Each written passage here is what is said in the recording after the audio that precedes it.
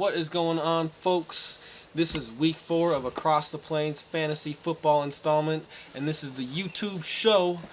My name is Will, and this is my host, Jake, and we are the two of the 4 hosts of the Across the Plain podcast on Spotify, and we decided that you guys needed some more in-depth fantasy knowledge, so we're going to dedicate a show with the fantasy experts bringing you all the knowledge. So make sure you give us a follow at Across the Plain, YouTube, Instagram, Twitter. You can find us on Spotify, the full podcast. And over here is Jake the Rookie.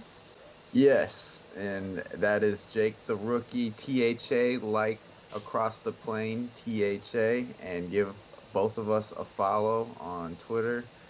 And yeah, check out our podcast. This is our live stream for fantasy football, dedicated strictly to fantasy football, and we are going to have all the answers you need. So yeah, absolutely. Ask us any of your questions that you have. We'll just be going game by game, talking about all the starts and sits. So make sure you combine that information with the rankings to kind of get an overall idea of what you should do for your team. So let's get right into it. Week 3 is in the books. It was a fun week 3. Absolutely was. And here we are to talk week 4, starts and sits. We got our rankings down below here. And these will just be flipping through, so make sure you keep an eye out on these, and we'll just be going through again game by game to help you set your fantasy football lineups. And, you know, if you're sitting there at 1-2, 0-3, it's not too late. You just got to make sure you play the waivers, and it's at the point where you just kind of have to be bold, and if you got some of those bigger name players maybe that aren't producing, it's time to switch things up and get some upside. So we're here to discuss all of that right now. We'll start off Thursday night. This is definitely one of the less exciting Thursday night matchups. We've got the Broncos and the Jets playing, and the Jets are pretty much a backup football team at this point, and the Broncos are playing a backup quarterback. They're starting Brett Rypien. So yeah, that's I think the only Jet in my rankings is the defense, because I think Rypien might turn the ball over. So yeah, I'm feeling pretty good about the Broncos defense. I believe when we get to the rankings and that flips down, you can check that out. I believe we both have them at 1 and 2, or 2 and 2, I believe, each respectively. I've got them second. I'm starting them personally in my fantasy football team this week, and I feel pretty good about it. I think you can expect some turnovers from the Jets defense, and I think you can expect actually a good game, I think, from Jerry Jeudy and also Melvin Gordon as well. Melvin Gordon I have ranked 17, and I think he has some good touchdown upside this week. I think he might see some receiving targets. He might see 6 or 7 targets this week. We're still not totally sure about Phillip Lindsay yet, but I feel pretty good about firing up Melvin Gordon, so I've got him ranked as 17 currently. So, and I think he has some serious touchdown upside this week. I agree. I got Melvin Gordon. Let's see. I have him at 20. So RB2, and Jerry Jeudy I have at 30. So consider flexing him in a 10-man league or playing at I'm pretty high on Jerry Jeudy this week. I think he has some serious upside. I think he saw 8 or 9 targets last week. I have him ranked wide receiver 19, which is a little bold. But I actually feel really good about Jerry Jeudy coming into his own this time. I think there are some points scored actually this game. The Jets are a really bad team. I actually think the stars produced this week on Denver, or the fantasy stars, Melvin Gordon, Noah Fant. Noah Fant I actually have ranked there at number 7, and so I'm actually pretty high on the Broncos this week. I think they have a really solid outing against the Jets. Thursday night football, it may not be that exciting, but I'm feeling pretty good about those players. And as far as the Jets goes, I think pretty much again with the Jets, I don't really feel comfortable starting any Jets players unless Jamison Crowder is healthy. And it seems like Jamison Crowder is not healthy, so I don't feel good about starting Sam Darnold. Obviously, Le'Veon Bell's still on that short-term IR. Well, I listen, yeah. Only Jets. I would consider starting the defense if you're streaming. This is a rookie quarterback Yeah, on turnovers on both sides. or it's at home, but yeah, exactly. Turnovers on both sides. Probably giving up sacks too if your league scores sacks. So Yeah. So maybe I don't have them ranked inside my. I don't have them ranked that high, to be honest. So you might be a little higher than them as me. By the way, folks, for those of you dropping in, uh, my name's Will. That is Jake. Ask us any fantasy questions in the chat, and we'll just answer those to help you set your lineups. Any trade, any fantasy related questions, make sure you ask those, and get those lineups set. So, in short, we're maybe streaming the Jets defense. You have them at 5 and Broncos at 2, respectively. Um, but yeah, I'll and be I can't disagree with that absolutely, or I can't disagree with that necessarily. Uh, but I'm pretty high on the Broncos players: Jerry Jeudy, Noah Fant, and Melvin Gordon. So I feel good about firing those guys up. Let's go on to the Sunday game. I don't know how many people are going to be watching that game on Thursday night. Might be one of the lower viewed games, but we'll start things off. We'll go to the Saints and Lions, and on the Saints side of the football, obviously the big one is Michael Thomas, questionable. Return to practice today, but sounds super limited. How do you feel about the Saints offensive team? I mean, if you're a Michael Thomas owner and he's playing, you're probably gonna start him. Other than that, I don't like any of the receivers as waiver wire pickups. Not yet. Possibly stream Jared Cook.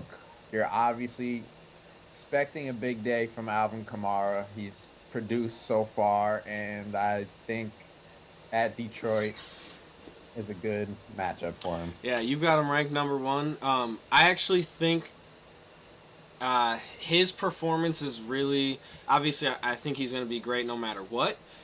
But I think he's a lot better with Michael Thomas out, and obviously had 13 catches last week. Uh, Oh, absolutely. all those short yardage gains, they all go to Alvin Kamara now without Michael Thomas. So I currently have, I believe Michael Thomas. If he's, I have him tied at 16th right now. So I think if he's out there, it might be out for a decoy, and that's if he is out there. We still have to wait and see. Obviously, it is Wednesday. So that's definitely something to keep an eye on, but I think you do have to temper expectations if he's out there. But again, it's Michael Thomas. If he's out there and he's suiting up, you are going to start him. I have Alvin Kamara just slightly lower at number 3. I'm expecting a big week from Dalvin Cook, as you can see.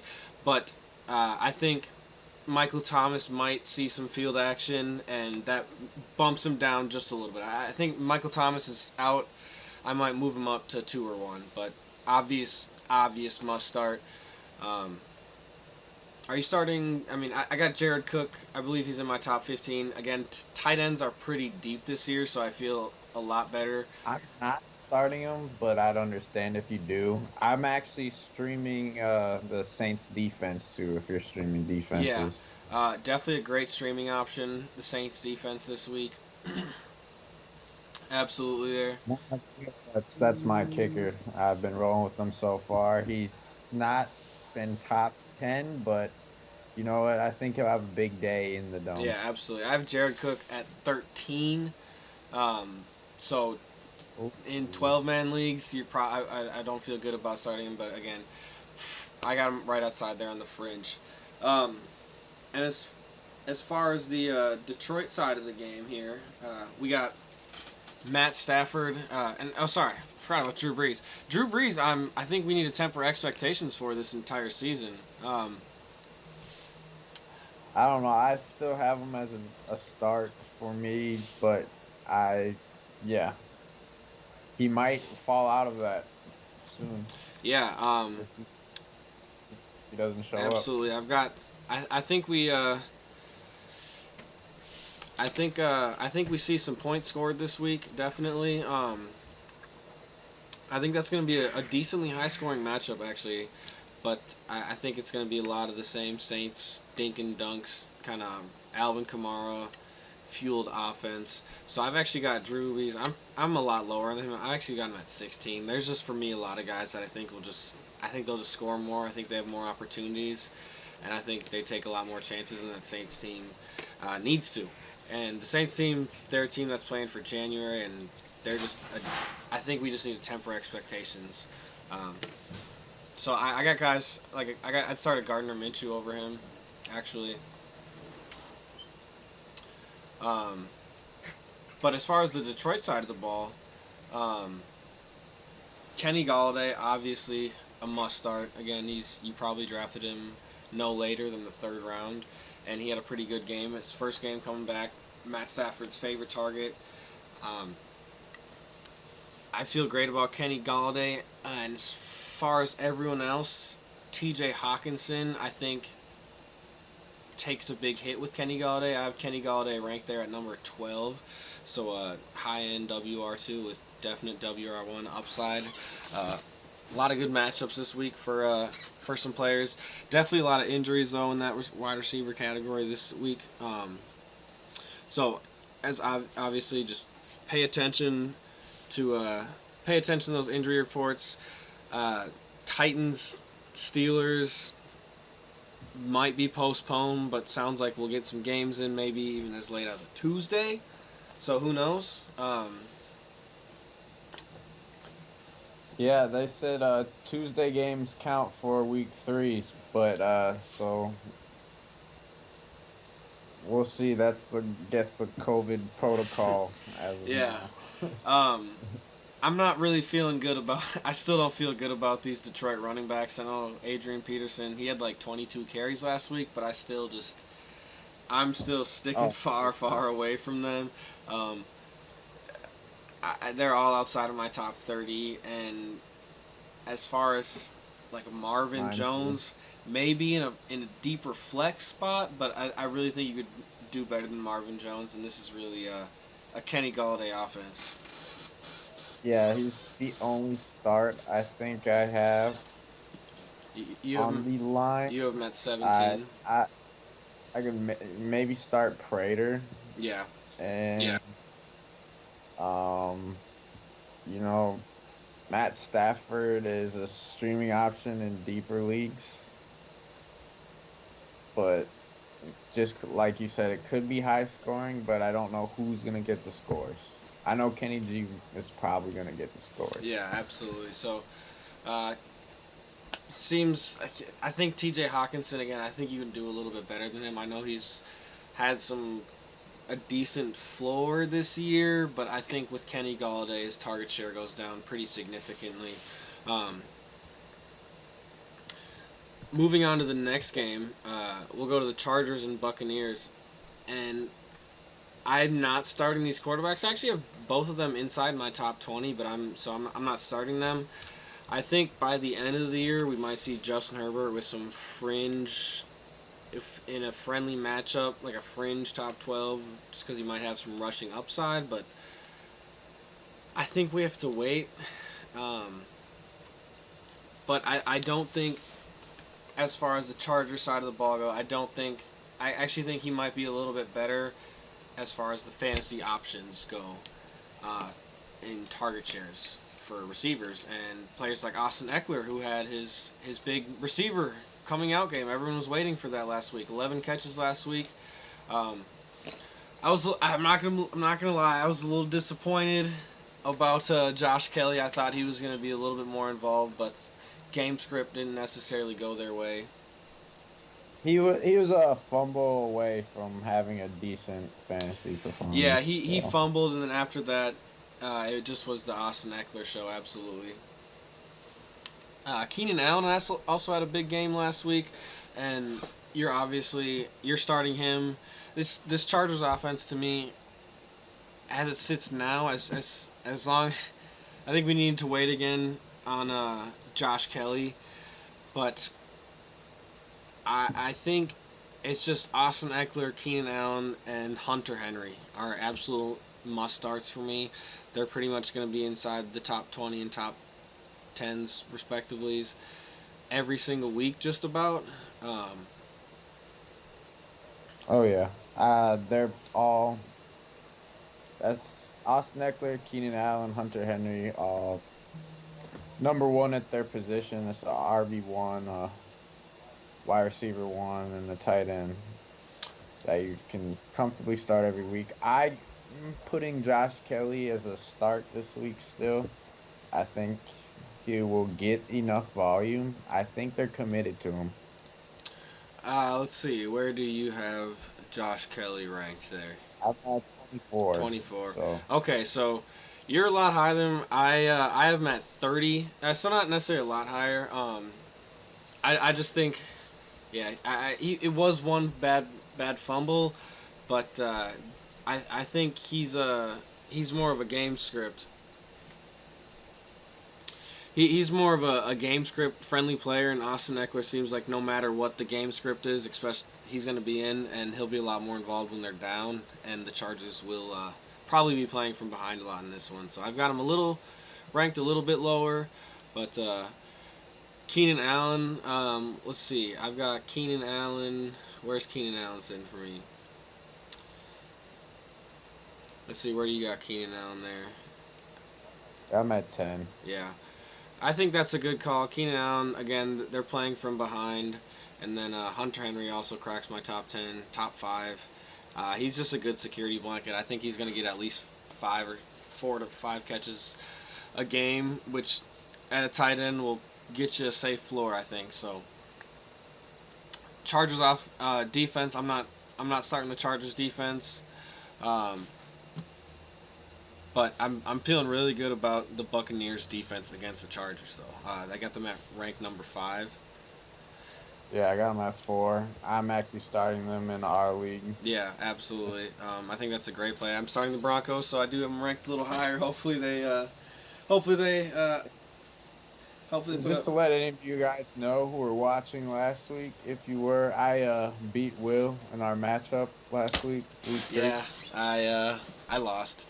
That's all right though. I'm 2-1, and I'm still feeling pretty good about it. My team is healthy. That's what's most important, honestly, at this point. Besides AJ Brown, but got some decent depth there. Yeah, we're good season. Yeah, on the other side of the ball though, the Tampa Bay Bucks.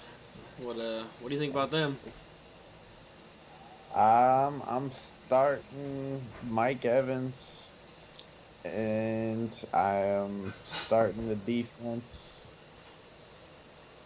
and I'm reluctant to start Fournette or Ronald Jones. Yeah. Maybe out of flex. Yeah, I think if you got to start one, you put out Fournette and hope he gets a couple goal line carries, honestly. But I don't really feel too good about them.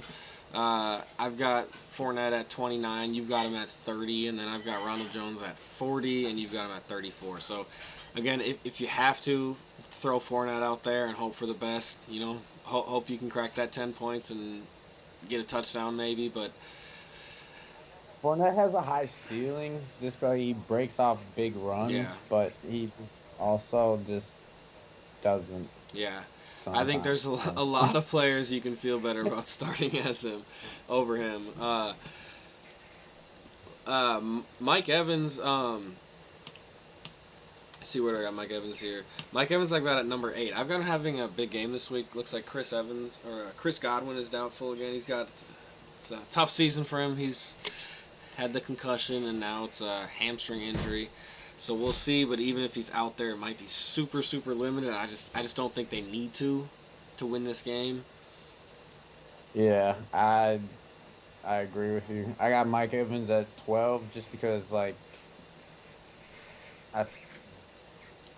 I don't know. Tom Brady's we could we don't know how they're gonna Yeah, score. Yeah, it's a toss up because you never know. It could be LaShawn McCoy could get a random receiving touchdown. It could be OJ Howard. Who knows? Maybe this could be Gronk's first week. exactly. I would like to see how that offense plays out more before I'm comfortable with anybody more than Mike Evans really starting Yeah, for me. absolutely. And even then, he hasn't been getting a whole lot of targets or catches. He's just been getting a lot of touchdowns so far. Um, And I don't feel as if Tom Brady is a. I feel like you can always do better at quarterback than Tom yeah, Brady. absolutely. Even in a 14-team league, especially, you've had some a lot of good young players, a lot of good young quarterbacks. And yeah, I don't think you need to be starting Tom Brady in any situation. I've got him ranked 20, but yeah, not taking any flyers out there on Tom Brady. So, Bucks defense, Chris Godwin, I guess Fournette is the one you got to start if you're gonna, but just Yeah, Chris Godwin is or doubtful. So yeah, just sorry, Mike Evans. Chris Godwin's doubtful, uh, and Gronk's just a blocking tight end, I guess. yeah, he's just there to block. Um, so let's go to the next football game. Then we'll go to the Jaguars going to the Cincinnati Bengals. Battle of two young, up and coming quarterbacks, Gardner Minshew and Joe Burrow. We'll start with the Jaguars here. And last week we kind of saw the big breakout game of James Robinson, and I think he's going to be a steady staple in that top 20 every single week. Let's see. This week I've got him right at 10. Actually, Cincinnati's definitely a team you can run on. Yeah, I got him at 9. So I'm really high on him this week. I think he performed well, and we saw he's going to be a receiving option for Minshew.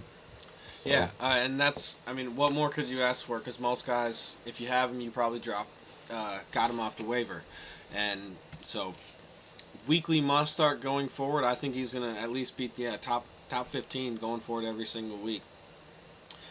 DJ, as far as receivers go, DJ Chark is questionable. I'm really being cautious about these Jaguars receivers. I don't. Yeah, I like him. Like, I keep an eye on Keelan Cole and Laviska Shenault, Mm-hmm. but yeah, I'd like to see more, and I think you're more comfortable starting different players. So in yeah, I've got 10 Keelan Cole 33, and then I've got DJ Chark a questionable 26. So again, he's DJ Chark is like that type of player where you probably draft him to be your WR2, and if he's out there, he has really high touchdown upside, and I've got Gardner Minshew inside my top 12, or sorry, I've got him at 13, fringe top 12 play. He's definitely got that upside though. Yeah, he has upside. I got him at 17. I think he might turn the ball over Yeah. on the road. He did last Yeah, time. I just think what we saw last time, I thought he actually played a pretty decent game. I just think the Jaguars are really content with just running the football and letting James Robinson get it scoring, and I do think we could see that again. So we got Yeah. James Robinson right there at 10, and I feel great about starting James Robinson. DJ Chark, I guess if you got him, you're throwing him out there. And then Keelan Cole, maybe the deep league flyer, but. And then I think Chenault is rosterable, but I'm going to wait a little bit. I agree. On the other side of the ball, Joe Burrow. Joe Burrow and the Cincinnati Bengals. yeah, I got him at 11. That's a start. Yeah, let's see. I've got Joe Burrow. Looks like they're throwing the ball with Joe Burrow. So I've got him ranked number 9. So I'm pretty high as a QB1. I think if you're in a 10-man league, he should probably be starting on someone's team every week. In a 12-man league, definitely as well. I'm actually in a little 12-man league, and I picked Joe Burrow up off the waivers, and I'm pretty happy with that. He's definitely performed. He has rushing upside, and they just they seem like they're content. They're going to be down a lot, and so he's going to be throwing a lot. He'll probably be seeing, you know, he saw 60 I, throws 2 weeks ago. yeah, and it kind of gives me worried about Joe Mixon going further. Yeah. Like I wanna like be optimistic for anyone who owns Joe Mixon and be like, yeah, we know what he can do, Mm-hmm. but it just looks like they're committed to throwing the ball and running kind of like the offense he was running at Yeah. LSU. Just like, Absolutely. So I've got Joe Mixon. Speaking of Joe Mixon, I've still got him inside my top 15 just because this is a really good matchup. But I will say, if he doesn't perform this week, I think he might. That might be the last time he's, or at least until he proves otherwise. I think he might be falling outside that top 20 mark. yeah, I got him at 18, so lower Yeah, RB2. and that's against a favorable matchup against the Jags. So, as Yeah. far as receivers go here, I'm feeling really good about Tyler Boyd.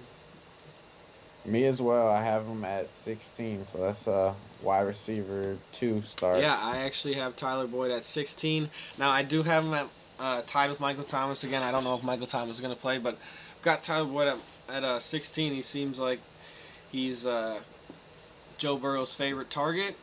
AJ Green, they just have not gotten the connection there. So I've got AJ Green at 30 there. Yeah, I got AJ Green at 34. They haven't connected yet. T. Higgins has 2 touchdowns last week. I mentioned him as somebody to keep an eye on, and I think a lot of Mm-hmm. people added this week and I have him at 36. eye on him. Well, yeah, you got 3 Bengals receivers in the top 40, so you should definitely have Joe Burrow in your top Mm-hmm. 10, in my opinion. Absolutely, and I have Drew Sample, tight end at 15. Again, I think he's maybe rosterable in a deep league, but again, tight end, and hallelujah, tight ends finally got depth. Finally, some depth at Yeah. tight end there. We've been needing depth at tight end. It's the last couple seasons have been really tough, and there's only been a couple good tight ends. But I think this is finally the year that the curse of the tight end is broken. Yeah, you just gotta pick the right one the right week, I think. Yeah, absolutely. But they're all scoring touchdowns so far. There's been a lot of tight end touchdowns. Yeah. So it's been a great year for tight ends. So fire up Joe Burrow, fire up Tyler Boyd, AJ Green and T Higgins are deep, our flex plays. I think AJ and temper expectations. I think AJ Green. I think they might start to build a connection, but it's gonna be a while. I think. I don't know. Yeah, I'm thinking you can see a floor of 7 targets to Tyler Boyd, though, Yeah. at least. Yeah, he's gonna be. I think a weekly WR2 for me going forward. Agreed. Well, then we'll go to the next game here, and a little hometown football here. We'll go to the Minnesota Vikings, are taking their talents to Houston, and the Vikings so far have had no positive tests, and so far so good as far as the Tennessee game, because the Vikings obviously played Tennessee, who had the COVID positive test. So far so good. We're playing football. We just didn't get to practice this week. I don't. Yeah. I think the Vikings played decent football last week, and I think we're gonna score some points. And I'm decently high. I mean, on the Vikings this week, I have Dalvin Cook actually as my #1 running back this week. Well, that seems like a homer thing to do, but it's just not because he had an amazing week last Mm-hmm. week. So I actually have him in my number 2 because Houston's defense has given up a lot of fantasy points to running backs, and Dalvin Cook is the Vikings offense at the moment. Yeah, Dalvin Cook is definitely the Vikings offense. We had obviously a little coming out party last week of Justin Jefferson, which was probably Well, not probably. Definitely one of the number one waiver wire ads of the week.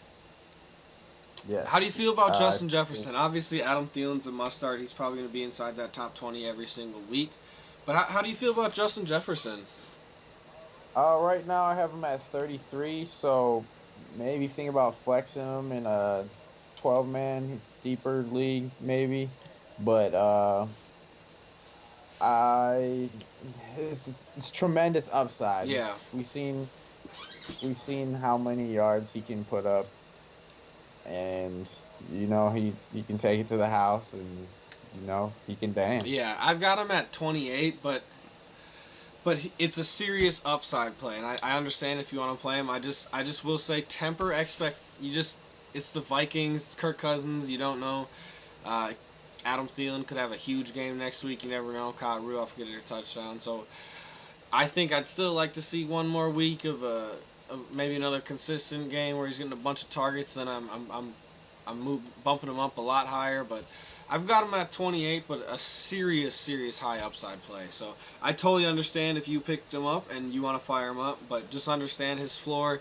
He probably still is. His floor could still be a little low. So it's just all situational on your team. But Justin Jefferson, definitely, if he's out there for some odd reason in your league, go and get him. Yeah, I think he got picked up many leagues today. So I don't know if he's available in very many, but if you're in one of the leagues he is, go grab him. As of tight ends, I know Rudolph caught touchdown, but I'm still not starting Rudolph. Vikings defense give me no reason to Yeah. start them. So, really, Justin Jefferson is actually in NFL fantasy leagues only rostered in 61% of leagues. So, 39% of leagues out there, Justin Jefferson is not rostered. Fix that. Crazy. Yeah, fix that. Yeah, if you have anybody who you on your roster that you don't see in our top 40 ever, go grab Justin Jefferson. Yeah, absolutely. So Dalvin Cook, obvious must start. You draft him in the first round. Adam Thielen must start. Justin Jefferson, really high upside play. And as far as anyone else on that Vikings teams goes, I don't really feel good about starting the defense. I don't feel good about starting much beyond that. Yeah. So, what about Houston? Houston, so I think we're kind of in the territory. I'll start with Deshaun Watson. I think we're in the kind of the territory where if you have Deshaun Watson, I'd go out there. I'd try and pick up a Jared Goff, a Joe Burrow, a Gardner Minshew, and I think you're playing matchups at this point with Deshaun Watson. And actually, this is a good matchup. So I've got Deshaun Watson, I believe, as my 7th ranked quarterback there. First time he's actually cracking the top 10 for me. I know a lot of guys draft them really high, but Minnesota, it's just a bad defense there. Obviously, they have no offensive line. We're still waiting on Daniil Hunter coming back. He looks like he's 2 weeks out at this point. But I think Deshaun Watson has a big game. Yeah, I have Deshaun Watson at 8. Mm-hmm. It's at home. I think the matchup against Minnesota is favorable, and that's why I also have Will Fuller as a start as well. Mm-hmm. And David Johnson as a start, and yeah. So I've got Will Fuller and Brandon Cooks actually back-to-back at 31-32. Okay. I think Deshaun Watson. I think we see a David Johnson receiving touchdown. I have him at 21. I think he just spreads the ball around, and we might even see like a Darren Fells touchdown or a Jordan Akins. Or you just never know. And I'm not really taking my chances on them. Houston's, their weapons are just really weird. I'm starting David Johnson. He's just a really low end WR2 for me. Vikings give up a lot of tight end touchdowns so far, so I could definitely see that. I don't have either tight end as a play, I don't either. just because I don't know which one. Yeah, I think pretty much again, I think Will Fuller and Brandon Cooks. There's definitely and not definitely. There's always upside there, especially with Deshaun Watson. But it's just really tough to choose which one. And there's just again a lot of guys I feel a lot better. But I get it. You're in a 12, 14 team league. You'll probably have to fire them up. Yeah, Will Fuller at 23, so that would be a start for me, I think. And I don't have Brandon Cooks in my top 40, but that doesn't mean he doesn't have a decent. He has a decent floor, and I understand the start. Yeah, absolutely. You starting any defenses there? Um, I I'm not so far. I mean, Kirk Cousins always has potential to turn the ball over. We saw Ngakwe get a strip sack last Mm-hmm. week, but no, not starting Yeah, defense on I'm that I'm one. I'm definitely not starting any of those teams. Um, and so start Deshaun Watson, start David Johnson. Looks like Will Fuller. If Will Fuller is the one. I'm a little high on Brandon Cooks, but I also I'm not that high on Brandon Cooks. I have him outside my top 30. So we'll go to the next game now, and that's going to be the Seahawks Dolphins. And I think this is actually going to be a pretty high scoring game. Yeah, I agree. I have Fitzpatrick as a borderline streaming start, and you know, let Russ cook. Mm-hmm. So let's start with the Seahawks. The big news was Chris Carson. Sounds like he's going to be out this week, so it's going to be Carlos Hyde. Russell Wilson, obviously QB1. You don't even have to think about that. You're starting Russell Wilson. I think you and I both have him ranked at QB1. Um, no brainer there. They're playing Yeah, Miami. Miami does not have that good of a defense. Um, and as far as running back goes, it looks like it's going to be the Carlos Hyde show. I've got him actually at ranked 15th. I think he's going to have a pretty good game. Uh, with Chris Carson being I out. in my rankings, but I think you can plug Carlos Hyde right where I put Chris Carson at 25. So yeah, you're probably starting him at a RB2 or a Yeah, flex. absolutely. So I'm pretty high on Carlos Hyde this week. I think Seattle's ahead, and I think they run the ball a lot, and I think he gets a bunch of carries, gets some goal line work, and sees a couple targets out of the backfield too. Uh, Keep an eye on Rashad Penny. I heard he might come back. yeah, absolutely. Just keep something to keep an eye on. Absolutely. Wide receivers. Is there any question at this point whether or not you'd start Tyler Lockett or DK Metcalf every single week? No, I have them both in my top 10. Just yeah, they're just so efficient with the passing game. Mm-hmm. They're both got great timing with the routes with Yeah, Russ. absolutely. Uh, And DK and Metcalf would have had, instead of having -2 points for that fumble, he would have had +6 for that touchdown there. So that would have been 8 more points than he would have scored this week. yeah, So just huge games for him. I've got them, but yeah, both inside my top 10, and I probably will have them inside my top 10 every single week. I agree. And I have Metcalf at 3 and Lockett at 7.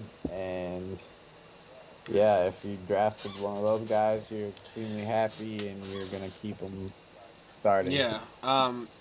As far as the other players on the Seahawks, I'm not really starting anyone else. Greg Olson, obviously, is their tight end. I don't have him inside my top 15, so I don't really think there's much there. I'm No, starting the Seahawks defense, though. I've got him inside my top 10. I do think, I got him at 4. yeah, I think we see some turnovers from Ryan Fitzpatrick, definitely. Okay. It's potential for turnovers, but Yeah, it's Ryan it's Fitzpatrick. It's also potential for 4 touchdowns and 400 yeah, yards. it's he cooked last week. I think we'll see something pretty good. I think I think the Fist magic is gonna last another week. Yeah, absolutely. I I think we're gonna. It's gonna be a better game than people think. yeah, I agree with you, but I do have Ryan Fitzpatrick a little lower. I'm not starting him in a 12-man format. I got him at 13, so I'm not starting him at 12 man unless he is the best available in your 12-man Yeah, league. absolutely. Um, but I actually think this is going to be a really good week for Devontae Parker this week. I think it's always going to be a good week for Devontae Parker as long as Ryan Fitzpatrick is the quarterback. They have just great Yeah. chemistry. That's just He has a super safe floor, and I think this week he finally gets a big yardage game and a touchdown. But he's always got a super safe floor, and he's a pretty solid WR2 every single week for me.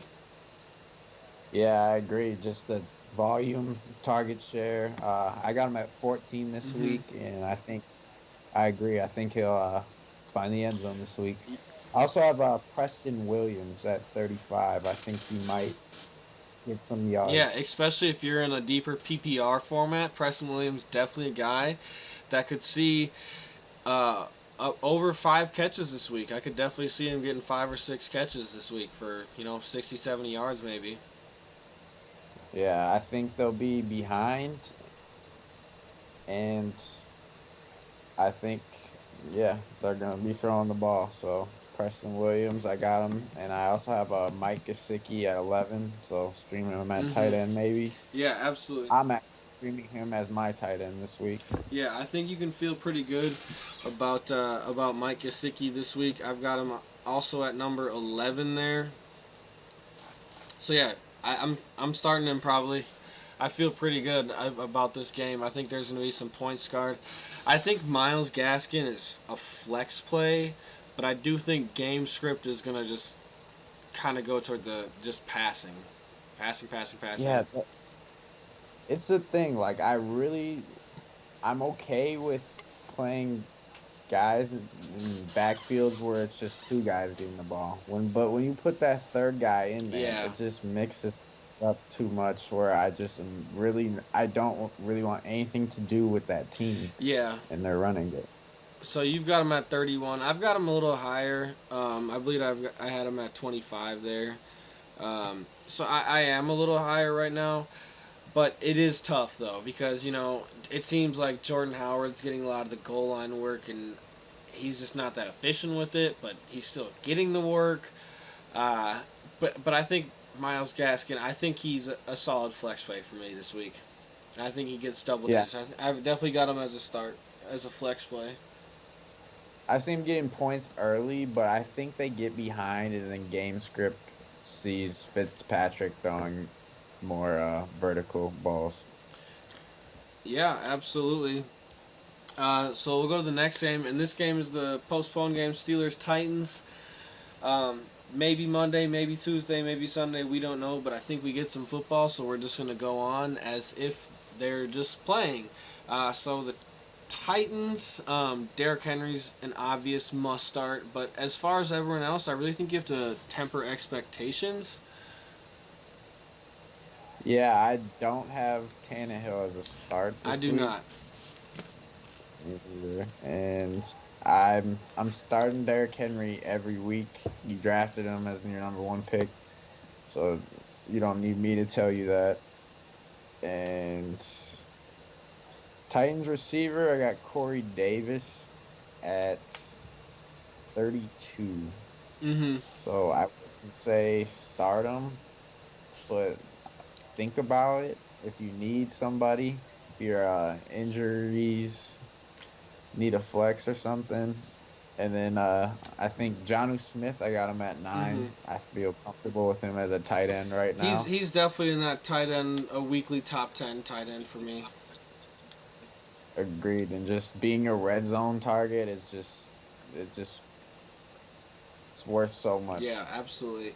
I'm a little higher on Corey Davis. I've got him at 22, and I've got Derrick Henry at 13. Which, to be honest, it might be the lowest I have Derrick Henry ranked all season.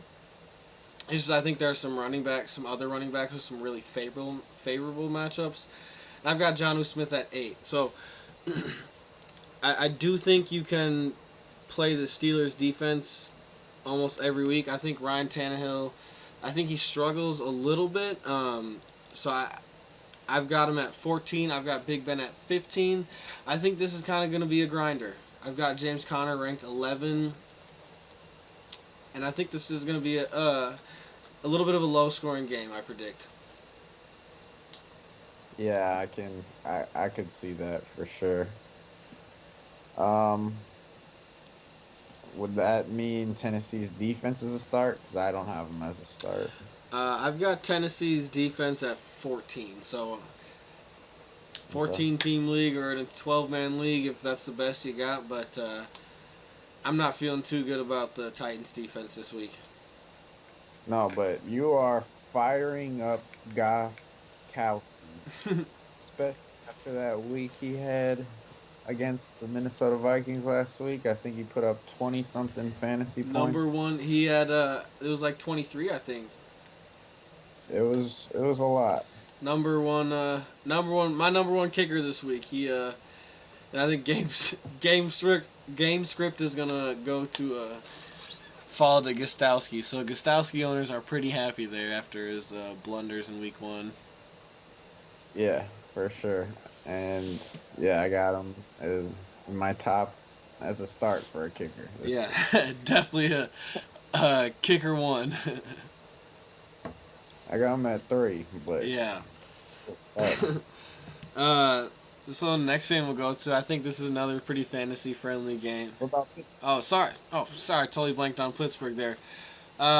Big Ben, I've got at 15. same? So probably not starting him.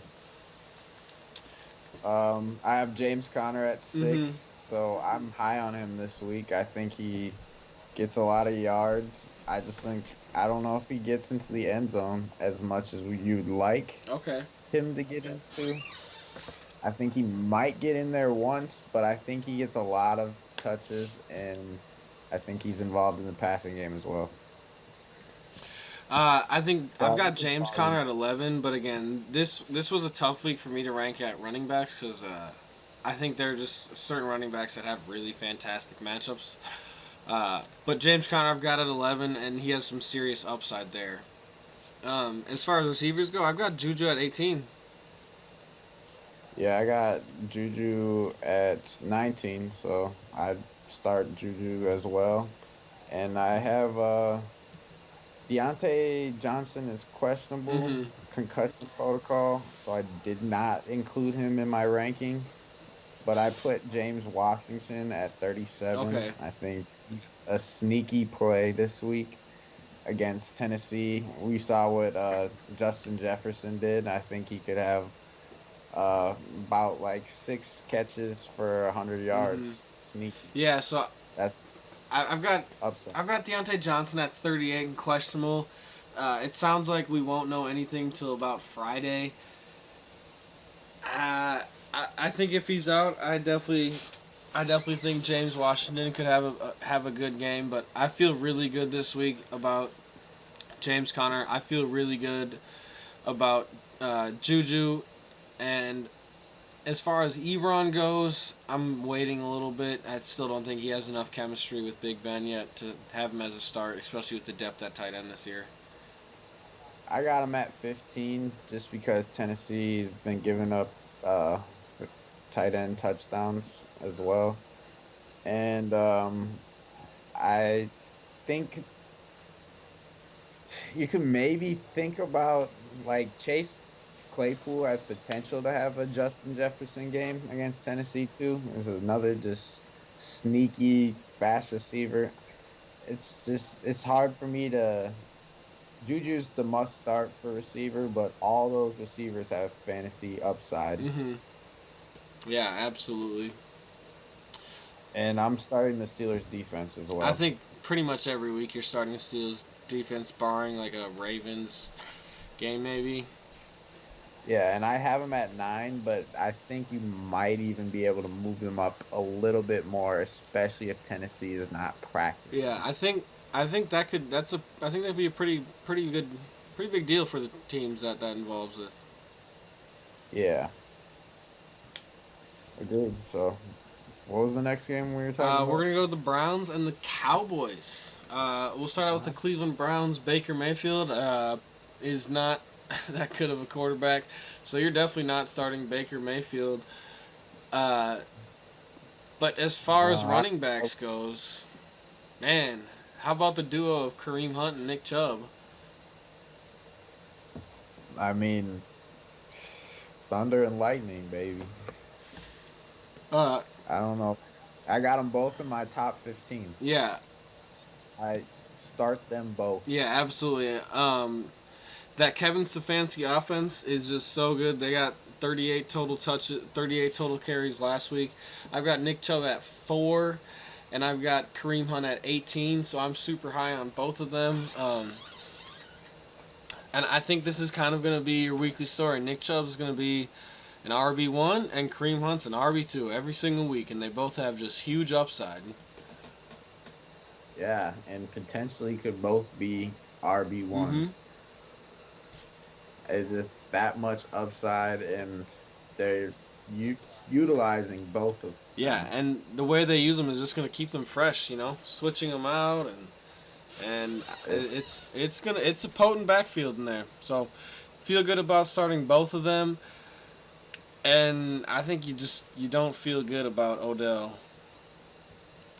I mean, I've stayed away from Odell since he switched teams Mm-hmm. as a fantasy owner. I have him ranked 28. It's something I always see him in people's lineups. I rarely ever see him on people's benches. It's just one of those things where it's just like people start him and they always like thinking about those one-handed crazy Yeah, catches and his those rookie great year. in New York. Yeah.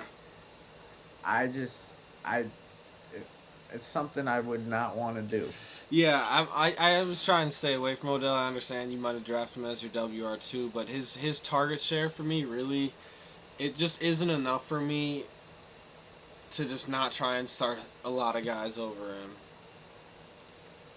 Yeah, I think it's the Hunt and Chubb show. Yeah, For, absolutely. and I so far I don't think I would start any or I understand if you're starting Odell, but I Chubb and Hunt. Yeah. That's the only Brown for the rest. Jarvis Landry, maybe a 14-team league flex, but I just don't think the passing offense of Cleveland is just enough there. Agreed. I've had Jarvis Landry before and he's let me down in big when I've started him in big games, so I usually stay away from Jarvis Landry as well. But that's just my bias. On the Dallas side of things, though, Dak Prescott, obviously, he's probably going to be my top 5 just about every single week. I've got him ranked at QB4 this week.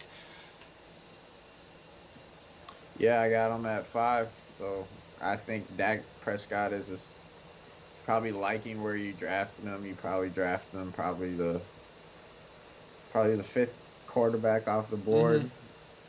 Yeah. And I think he's performing right where you drafted him. Yeah, absolutely. Definitely. He's been outstanding. He's got some serious rushing touchdown upside and everything you could ask for in a fantasy football quarterback there. And I think you could say the same about Ezekiel Elliott for sure. Oh, yeah. Zeke gets the volume. Zeke's usually I don't think he's never not in my top 10 for rankings. I got him at 4 this week. And, yeah, first round pick. You don't need us to tell you to start him. Yeah, absolutely. And wide receivers, I think this might start to be an offense that can support and have 3 fantasy relevant wide receivers.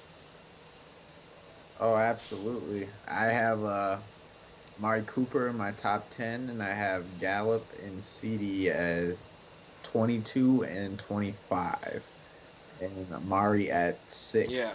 Amari Cooper is getting double-digit targets every single week. He hasn't gotten a touchdown yet, but I agree. I have him at number 9.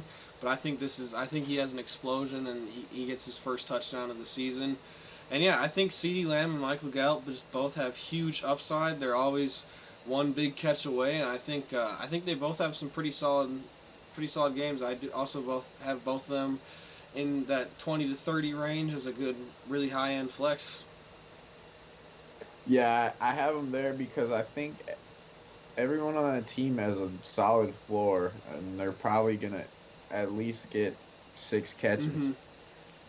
So I think the Cowboys receivers are good fantasy options going forward. Even Cedric Wilson, he scored the touchdowns, got some targets last week. Keep an eye on him. Some people might have added him. I doubt you did, Mm-hmm. but something to keep an eye on. And Dalton Schultz, I have at 13, so maybe think about streaming him if there's I think he's rosterable for sure. rosterable. Yeah, yeah, 13. So get take do what you want with Yeah, and that. as far as defenses goes, I'm not obviously you're not starting Cleveland's defense. I've got Dallas at 11. Okay, yeah, that's Baker Mayfield's Baker turnover machine. turned the ball over. So Yeah, absolutely. yeah, I don't have them ranked, but yeah, go ahead. Well, all right, then we'll go on to the next game is Cardinals versus Panthers. Panthers just have a terrible defense, so I'm really high on Kenyon Drake. I'm really high on all the Cardinals players this week. I've got Kenyon Drake at number 8. It's the first time I actually have him in the top 10. I think he's going to have a huge game. Yeah, you've probably been disappointed with Kendrick Drake so far, as you might have taken him with either your first or second round pick, and he has not put up those type of numbers so far. I have him at 11. I think he might have a good game, but I'm starting to think that Kyler Murray is just, I don't know. I think game script, we could see Kenny Drake actually have a decent fantasy Hmm. performance. Yeah, I mean, the But Carolina Panthers have had one of the worst defenses against the run. Uh, and again, he's obviously a must start. Um, yeah, you drafted him high. You're starting him. And the same goes with Kyler Murray. Again, you're really happy with his performance based on his ADP. He's been Hmm. outstanding. I've got him ranked, I believe, at QB3. Got him Sorry, I've got him QB4. at QB5 actually. So I'm super high on him still, and he's going to be a top 10 quarterback almost every single week. Has the upside, has the weapons, and Yeah. speaking of weapons, there, DeAndre Hopkins is my number one receiver this week. He is mine too. He didn't practice today. I know this because I recently acquired him in a trade this week in our league. Traded DeAndre Hopkins for Clyde Edwards-Helaire and CeeDee Lamb. So let let us know if you think I did good on that. I think it's a good trade. Mm-hmm. Um, And DeAndre Hopkins Top 5 every single has, week. yeah, has an amazing floor. You're probably looking at double-digit targets every week. And yeah, what a guy to have on the Yeah, I roster. mean he's just outstanding. I am a little I think, and not just me. I think a lot of people are kind of disappointed though in Christian Kirk. I don't feel good about starting him at all, and I think he's pretty close to being droppable. Yeah, I'd start Isabella over Kirk at the moment if you wanted to start another Cardinals receiver. But I don't think, yeah, Christian Kirk is definitely droppable. Their receivers are good and plenty right Mm-hmm. now. Uh, I think you could. I think you could stream the Cardinals defense. I've got them at number 9, so I'm pretty high on them. But I think you definitely could play them and feel pretty good about that against the Carolina Panthers there. Yeah, yeah. Um, I don't have him ranked, but go for it. So I feel pretty good about it, but I think they're more of a streaming option. As far as the other side of the football go, last week we had a big game for Mike Davis. I'm sure anyone who did start him was super pleasantly surprised. He had a big game in the passing department and also had a bunch of yards, a touchdown. Had a huge game. Yeah, in standard leagues, not as valuable, but in PPR, Mike Davis had a heck of a game, Yeah. and he definitely makes that receiving. He looks like he's stepping into the role that McCaffrey had Mm-hmm. receiving, and he's getting those targets. And I think you're comfortable putting him at RB2 this week, and as long as CMC is out. Yeah, so I've got him at 20, and I think towards the end of the week I'm going to have him a decent amount higher. I think I might have him closer to 15, I think. But again, I've got him still at that RB lower end RB2, but I think serious upside. Agreed. I think a good floor as Yeah. well. So I have him at 17. We'll see what he does this week. I think he might get another touchdown. I think he's gonna get targets. Yeah, Uh, absolutely. How do you feel about those Panthers wide receivers? Panthers wide receivers. I have DJ Moore on my roster. He has not been started yet. He usually falls right outside the top 24, top 20. We're in a 10-man league, so usually if you're not in the top 20 or top 25, you're not going to be Mm-hmm. starting. I have him at 29.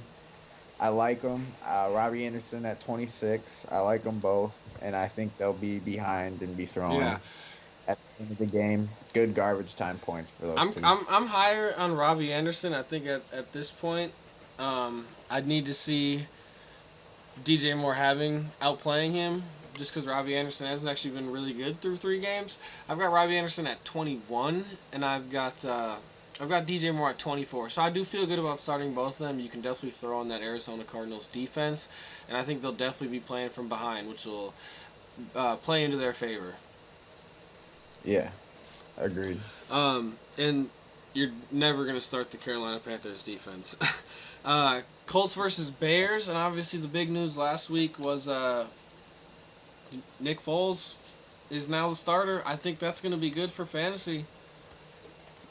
It might be. I don't have him ranked yet, Nope. but we'll see. I think it's going to be good for the fantasy, not necessarily Nick Foles, but I think it'll be good for his pass catching players. Also, Tariq Cohen's out for the year with the ACL injury, so that's a bummer. Hope he heals up well, but I think that helps David Montgomery's stock a little bit. But I think you're still kind of disappointed in David Montgomery. Yeah, and it's a iffy matchup against Indiana, who's been pretty stingy on the run. I really like the how it benefits Allen Mm-hmm. Robinson. I think he benefits tremendously from Nick Foles. Nick Foles is actually going to be throwing the ball farther than Trubisky was. Yeah. Was not throwing the ball very far, Yeah. and He's I think Jimmy Graham's a start now with Nick So Foles. I was gonna say with Jimmy Grant, I'm still not quite gonna say if I think you should go and pick him up, especially if you need a tight end. But again, tight end's it's a deep position, and I think you should wait a week to Jimmy Graham.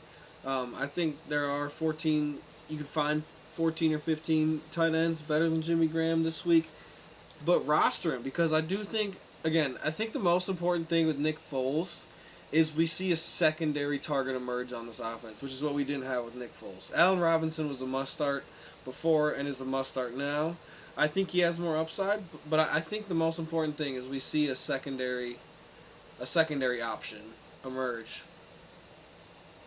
Yeah, so maybe wait a week on those Bears. I say stream Jimmy Graham. I have him at 12. I like him this week. He looked like he was the red zone target for Nick Foles. So look for him to get more red zone targets this Mm-hmm. week.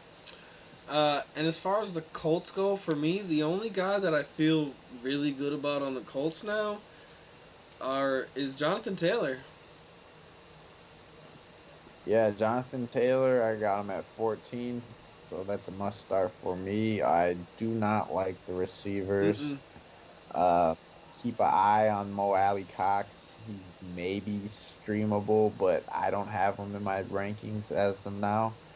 I have both defenses in this game in my rankings with turnover potential. All right. Let's see. Trey S. We have the first question. He said, "Evening, gentlemen. Good evening, Trey. How you doing?" A couple of questions. First, pick two. Full PPR.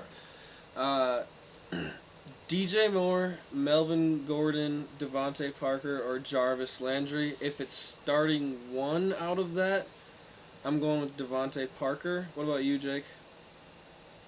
Uh, DJ Moore, Melvin Gordon, Devontae Parker, or yeah, Jarvis Landry. yeah, I'm starting. I like Devontae Parker. I think he has the best game out of all of them. If it's pick two, the second one's Melvin Gordon. Yeah, and then his next question was, I was just offered Chris Godwin for Devontae Parker. Should I accept? To be honest, I wouldn't. That's tough. Maybe wait a week. Yeah, see, that's going to be one of those things, though, where if it's tough to me, I think the safer floor, again, is it just your other receivers as DJ Moore and Jarvis Landry? Yeah, that's what I was gonna ask because I think if you are thinking about playoffs and you're not sure if Fitzpatrick is going to be starting at the end of the year, and so you don't know how Devontae Parker is going to be at that time, and you're thinking way down the road, Chris Godwin might be a better play for late season. Mm-hmm. Yeah, it kind of depends, but I don't know. I think Chris Godwin's the late season upside play, and Devontae Parker is the he's the safe floor play. You have Ridley and Judy. You know, to be honest, if you have Calvin Ridley and Judy, I would not do that trade, because Devontae Parker is a super solid WR2, and I actually think Jerry Judy emerges as a solid WR2. So I would stay put, and I would hold back on the Chris Godwin trade, because I just think with the nagging hamstring injury, you know, that's actually an injury that he had last year, and hamstring injuries can really be just a nagging injury, and the way they spread the ball out in Tampa Bay. I'm feeling a lot better about Devontae Parker if you have Calvin Ridley. Yeah, he's Fitzpatrick's number one guy so Yeah, far. he's And just consistent. He has a really safe floor. agreed. So let's see. Where were we now? Colts. Colts versus Bears. I'm gonna start. Thanks, fellas. Yeah, no problem, Trey S. I appreciate you. I appreciate you stopping by and hanging out and asking the questions. Always, always happy to answer your fantasy questions and give more insight, because I know insight is always helpful on those tough questions. Um, Yeah, for stopping by. Next game, we've got the Ravens versus the Washington football team. Yeah, I like the Ravens Number defense. one defense this week for me. Yeah, and other Ravens I like. I think Lamar Jackson has a pretty good game. For sure. Hey, I appreciate I it, Trey S. Definitely appreciate that. Yeah, I want to be able to just be able to help you guys. So we're looking at comments on all the videos. Be commenting back right away, whatever we're thinking. Yeah, I'm not watching the YouTube stream, but will definitely read the comments for us. Absolutely got that up for y'all. So the Ravens here. Obviously their defense is a must start this week. I've got them as number one defense. The Lamar Jackson, obviously a must start. He hasn't. I think he's slightly underperformed based on his ADP, or not. I think he definitely has underperformed based on his ADP, but it's Lamar I Jackson. think he has, and I think some fantasy owners might be panicking. And I think if you wanted to trade for a quarterback and could possibly get him for a lower value than his ADP, you could go ahead and offer someone a Lamar Jackson trade, and it might work out for you Yeah, come playoff time. yeah, absolutely. And and to be honest, if I was in a position where I was 1-2 or 0-3 and I didn't have much depth elsewhere and I had Lamar Jackson, I'd think about trading him and getting back another quarterback. But Yeah, or even a position player at that time. yeah, absolutely. Well, yeah, Lamar Jackson trading down for a is position player. running back. Running back that throws the ball about 20, 30 times a game. Yeah, So absolutely. And so pretty much the only running back on this team that I feel confident starting is Lamar Jackson. Actually, I don't feel good about the three-headed monster of Gus the Bus Edwards and J.K. Dobbins and and Mark Ingram. I have Mark Ingram ranked in my rankings. He's top 40, I think he gets volume over the other but guys, just barely though. but just barely. Yeah, again, it's one of those things where if you're in a deeper league and you have to throw out Mark Ingram, close your eyes and hope that he gets a touchdown. Yeah, and as receivers, I got Hollywood at 38. He's got upside, but like the Ravens, it's gonna be Lamar Jackson or an irrelevant player scoring a touchdown. So, or Mark Andrews. Mm-hmm. So So, yeah, Hollywood Brown for me, and he's also looks like he got a questionable designation. So I'm a little worried about him uh, this week. I've got him. I've still got him inside my top 30. I've got him at 29, but I do think yeah, the Ravens offense is kind of frustrating. I mean, I've still got Mark Andrews at number 2. I think they score a lot, but last week we saw Nick Boyle get a touchdown, and they like to move things around a lot. And so I feel really good about Lamar Jackson and Mark Andrews, and the defense. But as far as Hollywood Brown and the running backs go, I'm gonna try and stay away from them. yeah, I agree. Uh, I'm definitely starting Mark Andrews though. He is Lamar Jackson's favorite target, and I think he's a comfortable start Yeah. for everybody who's got Oh, him. definitely. Um, so we'll go to the Washington football team now. You're not starting Dwayne Haskins. Antonio Gibson, I think I've got him. I got him too, I got him at so 28. I'm not high on him, but I'm not. He made the top 40. He's the only Washington football team running back that made the rankings. Yeah, it it's a tough matchup. Again, I think he actually his stock goes up as the season goes on, but it's just such a tough matchup. Uh, the only Yeah, receiver that I'm playing is I'm starting Terry McLaurin. I've got him at 20. I think they're gonna be behind, and I think he's that security blanket for Dwayne Haskins. yeah, I got him at 21, and I think, yeah, you're right. They just he's gonna get targets. Yeah, and just mind you, folks, we're basing these rankings off of a half point PPR format. So it's definitely a lot more upside in the standard league. I'm a lot lower on Terry McLaurin, but I think he can see at least 6 catches this week. Yeah, agreed. Um, so then we'll go to the next game, and we'll go to the Giants traveling to LA to play the Rams. And as far as the Giants go, I am probably not. I'm gonna try and not start a single Giants player not named Evan Ingram. And even then, I'm really concerned about Evan Ingram. Agreed. I actually have Evan Ingram at 6. I think he's the only safe play. I think he gets 6 or 7 catches. Mm-hmm. And I have Darius Slayton maybe having Yeah, upside.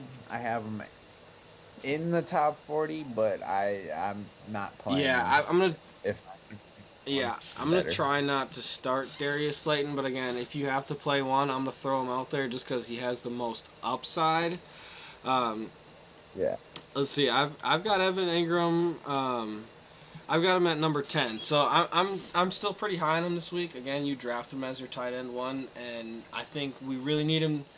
Fantasy owners really need him this week to pull out a big game.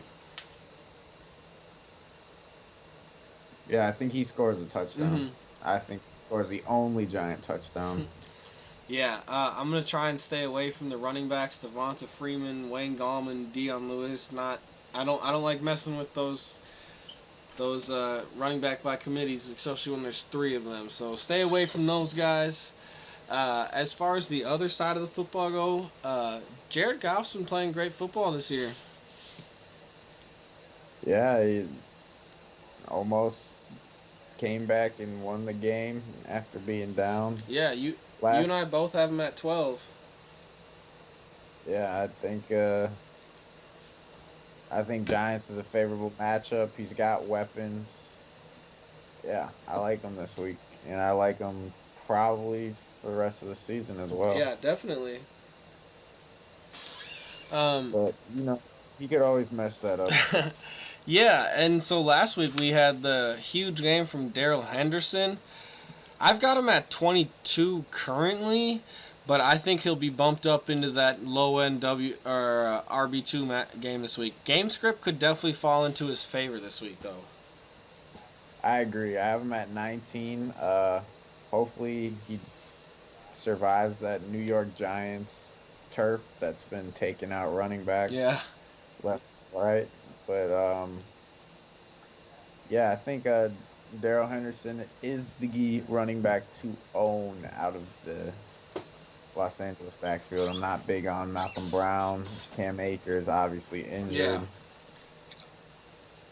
And yeah, Daryl Henderson's the guy. And I think both wide receiver Cooper Kupp and Robert Woods are a great play this week. I've actually got Cooper Kupp inside my top 10. He's right at number 10, and Robert Woods is at number 14. I think Cooper Kupp gets a bunch just peppered with targets all game long, and Robert Woods gets some throws over the top.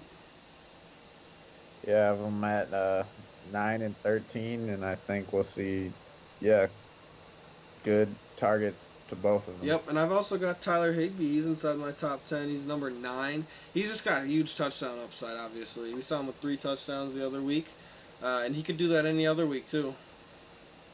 Agreed. I have him at 7 for the same reason, just red zone guy for sure. And he definitely can. He's just a guy who gets open. Yeah. He might not get the 6, 7 catches you want, but I think he'll get 4 catches, maybe a touchdown. Yeah, and then I'm feeling really good about starting the Rams defense. Daniel Jones is just a turnover machine.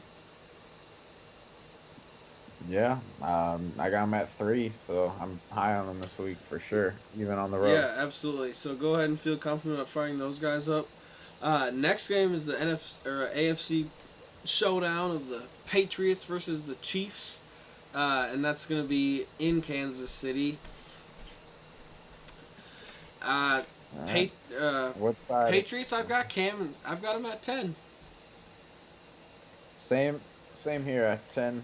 I think he will be productive. Mm-hmm. You get obviously hope you have a better quarterback. 10 is decent, but you want a better one. Yeah, I think game script they're gonna be playing from behind. Last week last week they really committed to the run game, but that Patriots offense every week it can look different, and I think they're gonna be playing from behind. So I think his rushing upside goes up a lot when they will be playing from behind, and it's the Chiefs, so they probably will be playing from behind. Yeah, it's the Chiefs, and it's on the road for them. So yeah, so Cam's really the only player on the Patriots, including their defense, that I want to start. I understand Sony Michel had a good game last week, but he hadn't. So did Burkhead, and I'm still not taking each. They're still both outside my top 30. Yeah, I got Michelle at 28, Burkhead at 36. I would rather start somebody else, but they're both understandable flex options with upside. Yeah. I think if I had to choose one, if you're in a PPR format, I go with Burkhead. Except I think game script falls into their favor. I do that. Sure. Yeah. As far as the Chiefs go, it's pretty straightforward. Patrick Mahomes, no later than the second quarterback taken off the board. Must start. Clyde Edwards-Helaire, probably draft him in the second round, maybe the third if you got lucky. Also a must start. Tyreek Hill, again, first or second rounder, must start. The only and Travis Kelsey obviously must start. Those guys are pretty much all top in their position every single week. As far as the only other ones that it's iffy are Miko Hardman and Sammy Watkins as far as the secondary wide receivers. Yeah, you just don't know who it's going to be. And it seems like I got Watkins at 31. I'd be comfortable flexing him. I also have Edelman, who we didn't mention Oh on the yeah, Patriots, sorry. at 27. I think you could play him Mm-hmm. for sure. And same with Watkins. He's playable. Same with Hardman. Got upside. It's just Yeah, I think Edelman's this really safe floor. I think Miko Hardman would be like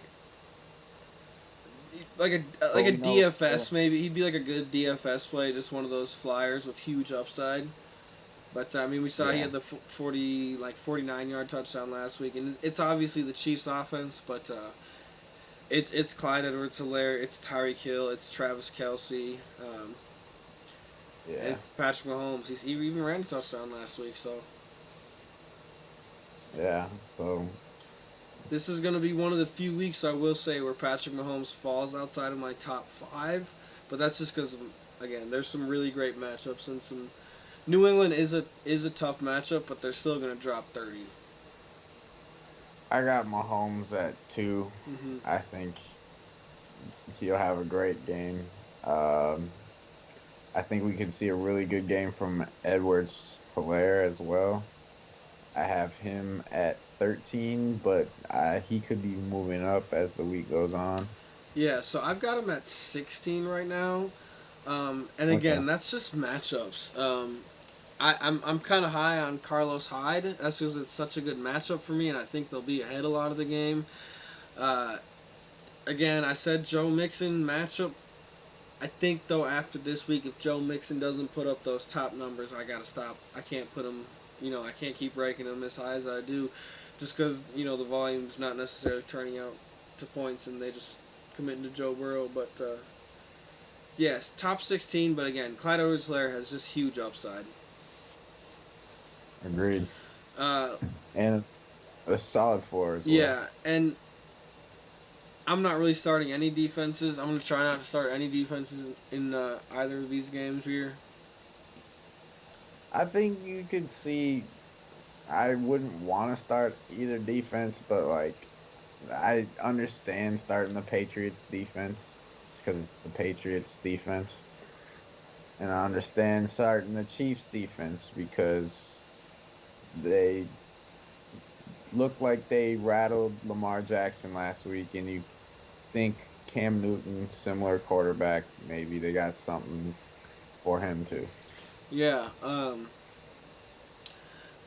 So I'm a little bit laying off. I do think there are a lot of points scored, but it could be a deeper streamer leading option definitely. Um, Next football game, we'll go to the Bills versus the Raiders, and the Bills, obviously Josh Allen's a must start if you got him every single week. He top 10 quarterback, usually top 5 every single week. No question there. Yep, I agree. As for running backs, I have Devin Singletary as a start as well this week. Yeah, I think Devin Singletary has a decent game. Zach Moss looks like he might be coming back, but I think he'll be super limited. And I think the less we see of Zach Moss, the better it'll be for Devin Singletary. And I think he. I think that is really only red zone relevant. Mm-hmm. I think I And think I think Devin Singletary, he touches the ball like 15 times this week.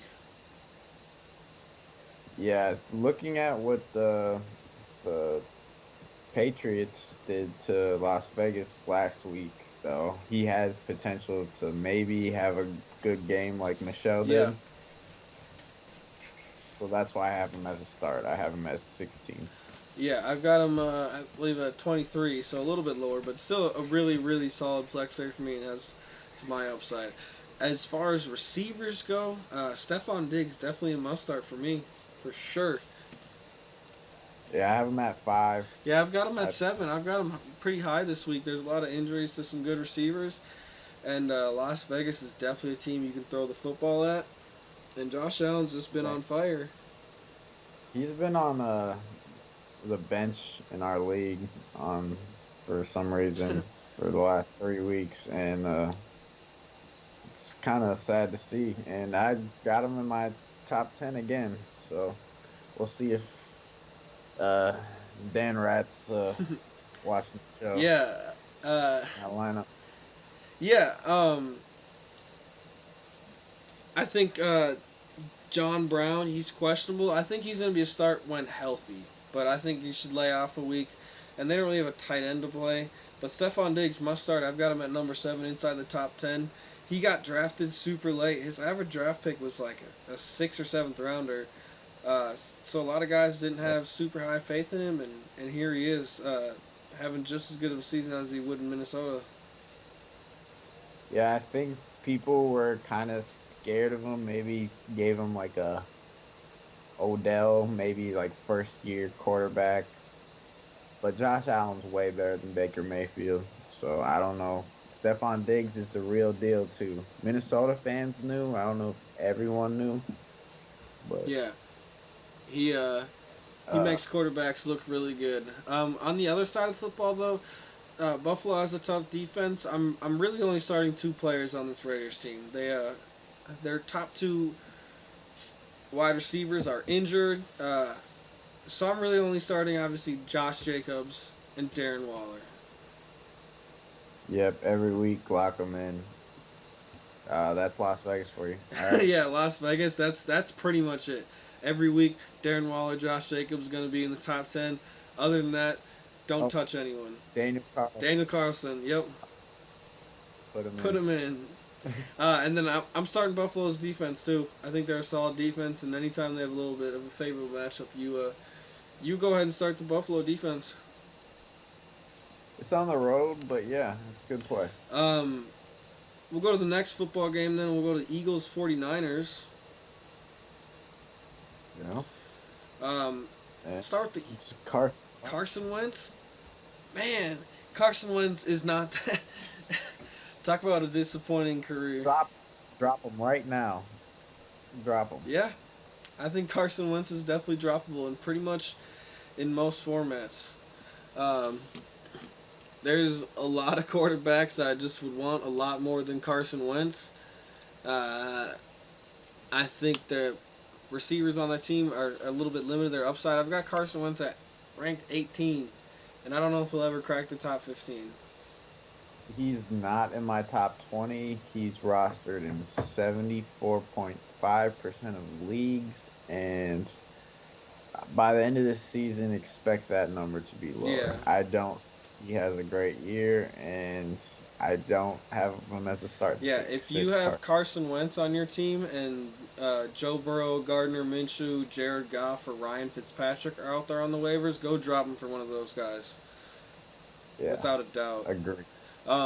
But I think big news last week was Dallas Goedert getting put on IR, which actually I think bumps Zach Ertz up. I think there still can be some fantasy relevancy even with all the hate we're talking about Carson Wentz. I think Zach Ertz, he just bumped up a lot with Goddard being out. I have him at 10. I just don't. Yeah, I agree with you. His value goes up with Goddard being out. Goddard takes targets from him, but I still don't expect him to have a great game. I don't know. I think Philly's gonna lose again and be Oh, three by the end of this. Yeah, I've got him at number 6, so he's still in that tight end one, and obviously you drafted him as such, and you're probably feeling a little bit Mm, better going into this week than you did before. Miles Sanders also must start. I mean, he's been getting 100 yards back to back and been getting 20 plus touches and everything you would have wanted out of Miles Sanders. they're using them. Haven't had the big 20+ point game, but we'll see it soon. Yeah, I mean, it just takes that touchdown and he'll get some yardage, but he's been touching the ball 20 plus times a game, and you have to start him. Absolutely, he has a questionable designation as of now, but I think that's more that's of a precautionary. they didn't practice him. That's what happens when you have a really good player who gets a lot of touches during the game. They don't practice and they have a cue by them, and you always wonder if they're gonna play or not, and they end up playing. Yep, that's just football for you. So yeah, I'm really only starting Miles Sanders and Zach Ertz. I'm not. I mean, Deshaun Jackson's the only receiver that you think about, but I'm not doing that. Yeah, no, not after he left the game injured last week. I'm not doing it. So San Francisco, the Nick Mullins show. Yeah, he can win you a game, but not a fantasy football matchup. So don't start him. Yeah, and it looks like Raheem Mostert is trending towards not playing this week. So I'm actually higher than most people on Jeff Wilson. Uh, I think him and Jerick McKinnon can both be really solid flex guys, but I think Jeff Wilson has a lot more touchdown upside than Jerick McKinnon week to week, and he still has some pass catching upside. So I've got Jeff Wilson right at 24 and Jerick McKinnon at 26, but I think they both have some serious upside. Yeah, for sure. I got Wilson 23 and McKinnon 29. I think they coexist, Mm-hmm. and like I said, I think Wilson has the PPR upside, and that's how we base our rankings. And I think he has the higher upside in PPR, so that's why I have him Yeah. higher. And I think Wilson will get a little bit more of that goal line work too. But another big news for them was I think they're going to be getting George Kittle back this week. Sounds like he'll be playing, and he's even if he's going to be limited, you have to throw him out there. Yeah, definitely. He's targeted. He's a Yeah, beast. he's a total security blanket for quarterback. He's really matchup proof when he's out there, and it doesn't really matter who the quarterback is because he'll be throwing to And George Kittle if he's out there. you can keep an eye on Brandon Ayuk. Mm-hmm.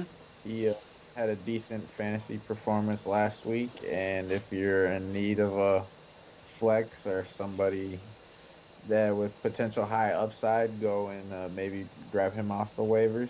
I maybe wouldn't start him this week, but who knows how your roster's looking. Yeah, absolutely. Again, for those of you who are dropping by and who are new, ask us. You can ask us any of your questions. Make sure you give us a subscribe. We'll be going live every week for sure, and give us comments, whatever you need. Ask us all your questions though, because we are just here to help you with your fantasy football lineups. We want you guys to go out there and get wins. We don't want you to be sent into the shadow realm of being like 0-3 or 1-3 or 0-4. You don't want that, guys. So get those lineups set. Ask us any of your questions, and don't start Nick Mullins if you want to win fantasy football games. Yeah, I wouldn't. Are you starting any of these defenses? Starting the 49ers defense. Okay. Yeah, I'm feeling pretty good about that. I think Carson Wentz is definitely pretty prone to turnovers, and I think we see one or two this week. Yeah, I agree. And so far, 49ers defense has not been the worst play. so I think it's safe. Yeah, and even with all the injuries, I think they're well coached. And again, Eagles don't have that good of an offense. Agreed. Um, And for Eagles, or what's the the next game? next game is actually the final game. That's actually the Sunday night game. Is the Eagles versus 49ers. Um, and so not exactly the most premier matchup, but we had some great uh, primetime games last weekend. But the Monday night game, well, as of right now, the Monday night game, we could see the Titans Steelers on Monday or potentially Tuesday night. But we've got the Falcons going to Lambeau to play the Packers, and I think that's going to be a high scoring affair. Yeah, I think it has potential to be very high scoring. I think Packers take the lead early and you know what, hold it. So you don't think the Falcons take the lead and then blow it? No, I think it's going to be a little different than the last couple weeks. I think Packers just hold the lead throughout. And I think the Falcons actually make sort of a comeback, but not, Yeah, so I think this is going to be a high scoring game. So we'll start out with the Falcons. I've got Matt Ryan at QB 11. The Falcons are scoring almost 30 points. Almost 30 points a game. We've been scoring like 27 or 28 points a game. I think you can count on Matt Ryan having about 3 touchdowns and at least 300 yards this game. Yeah, I have them at 16, but I might change that. Yeah, And uh, yeah, Matt Ryan is definitely, you're comfortable starting Matt Ryan. He has potential to put up 30 yeah. points. Green Bay's defense is not that good. They're just gonna score more than you. As far as their running back Todd Gurley goes, I've got him ranked at 19. I think he has some decent upside this week. He had a pretty good game last week against the Chicago Bears, and I just think we'd all want to see a little bit more passing work from Todd Gurley, and his upside would go up a lot more if he was more involved. But I think he's got a pretty safe floor. He doesn't have the greatest upside, but I think he's a safe RB2. Yeah, that's what I'm gonna call him, a safe floor. We're not gonna see big runs from Todd Gurley. Like I don't think we see many 20 plus yard Mm-hmm. runs out of him. Yeah.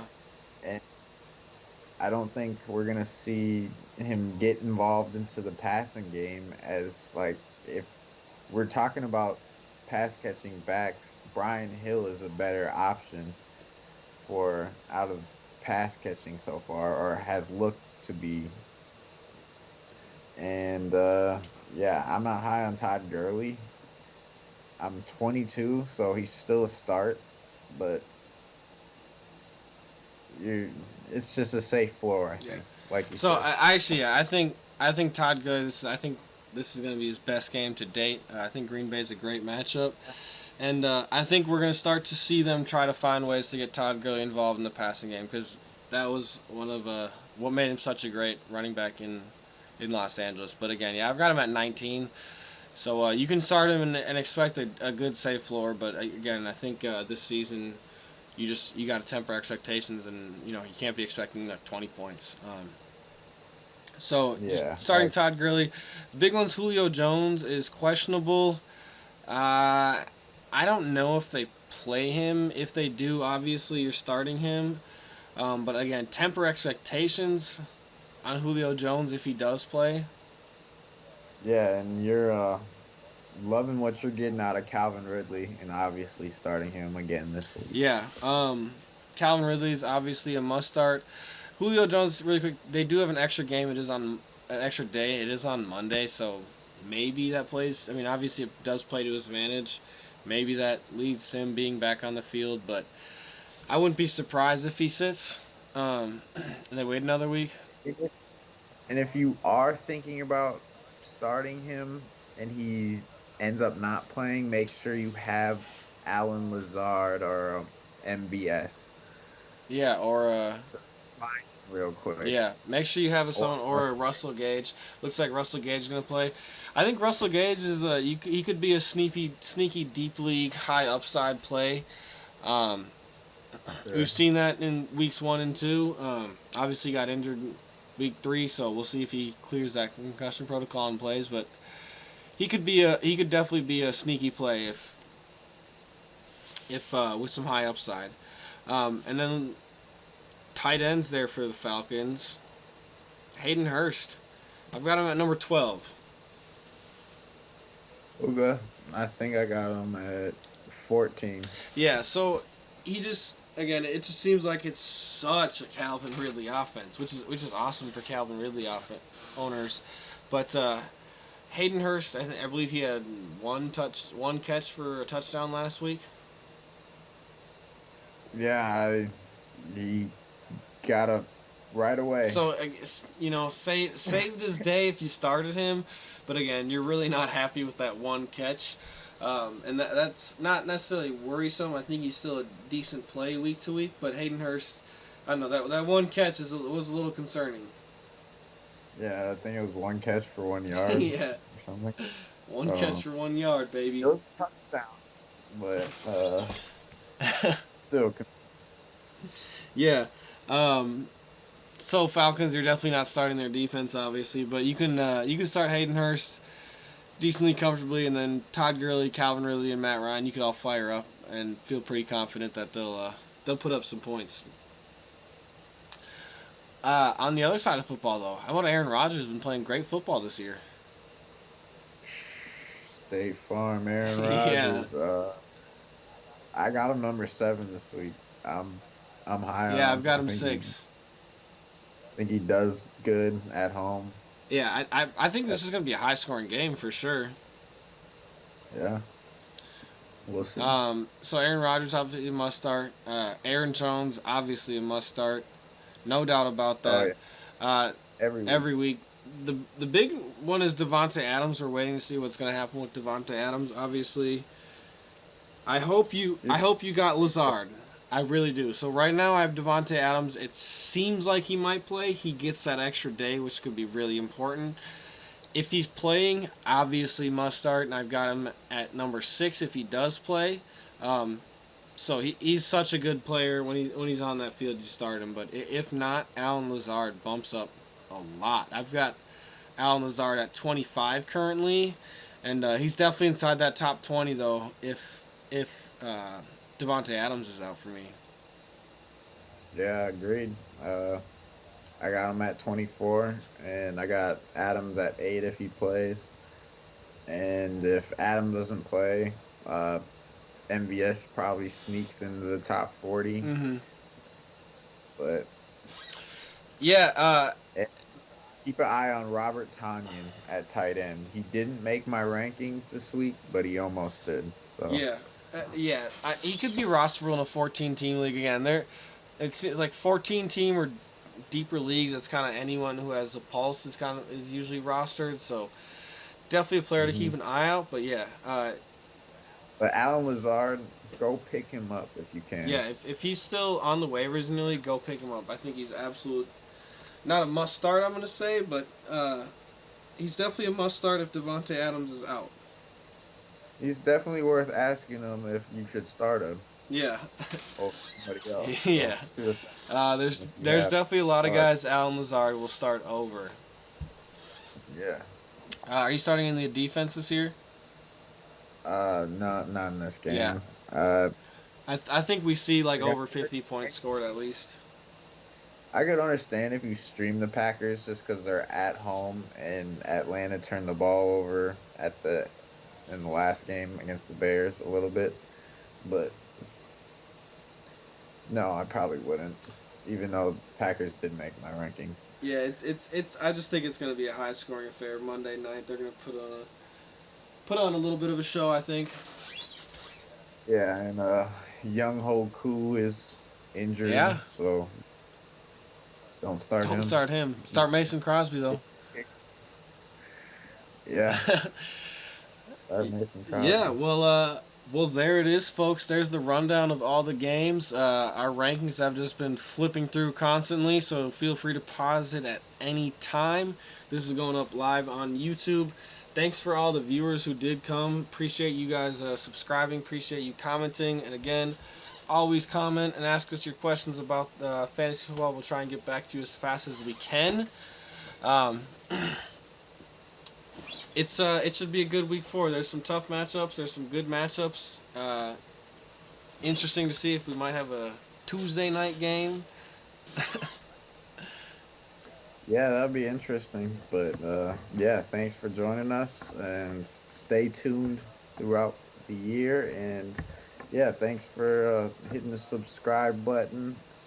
We love that. We love y'all commenting, asking questions, interacting, and yeah, it's a fun NFL season. Absolutely. Oh, trying to get my finger to point. Yeah, and so go follow the socials, and that's at Across the Plane. You find us on Spotify, our podcast. You find us on Twitter, find us on Instagram, find us on YouTube. All of these will be going live. And just interact with us, guys. Thanks for hanging out, and we'll see you guys next week.